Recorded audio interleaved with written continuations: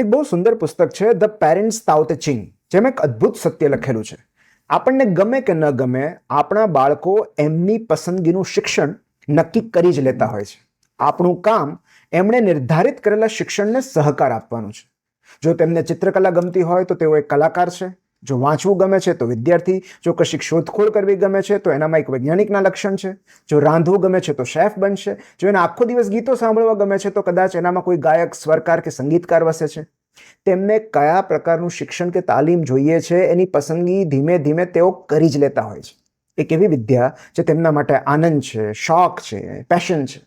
પણ સૌથી મહત્વની વાત એ છે કે એક પેરેન્ટ તરીકે શું આપણામાં એટલી ધીરજ છે કે આપણે તેમને એટલી મોકળાશ અને સ્વતંત્રતા આપી શકીએ કે તેઓ પોતાને ગમતું શિક્ષણ પસંદ કરી શકે. આ કામ નિશાળ નહીં કરે, કારણ કે નિશાળ તો બધા જ વિષયો ભણાવશે. આ કામ માત્ર પેરેન્ટ્સ જ કરી શકશે.